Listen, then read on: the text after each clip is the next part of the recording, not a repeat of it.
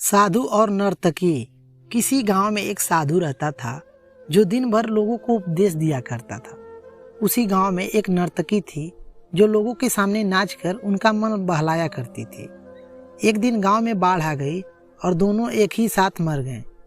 मरने के बाद जब दोनों यमलोक पहुँचे तो इनके कर्मों और इनके पीछे छिपी भावनाओं के आधार पर इन्हें स्वर्ग या नरक दिए जाने की बात कही गई। साधु खुद को स्वर्ग मिलने को लेकर पूरा आश्वस्त था। वह नर्तकी अपने मन में ऐसा भी कुछ विचार नहीं कर रही थी। नर्तकी को सिर्फ फैसले का इंतजार था। तभी घोषणा हुई कि साधु को नरक और नर्तकी को स्वर्ग दिया जाए। इस फैसले को सुनकर साधु गुस्से से यमराज पे चिल्लाया और क्रोधित होकर पूछा, यह कैसा न्याय है महाराज? मैं जीवन भर लोगों को उपदेश देता रहा और मुझे नरक नसीब हुआ, जबकि यह स्त्री जीवन भर लोगों को रिझाने के लिए नाचती रही और इसे स्वर्ग दिया जा रहा है। आखिर ऐसा क्यों?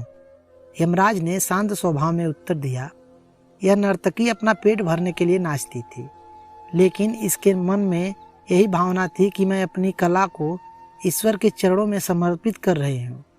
जबकि तुम उपदेश देते थे, ये भी सोचते थे कि काश तुम्हें भी नर्तकी का नाच देखने को मिल जाता।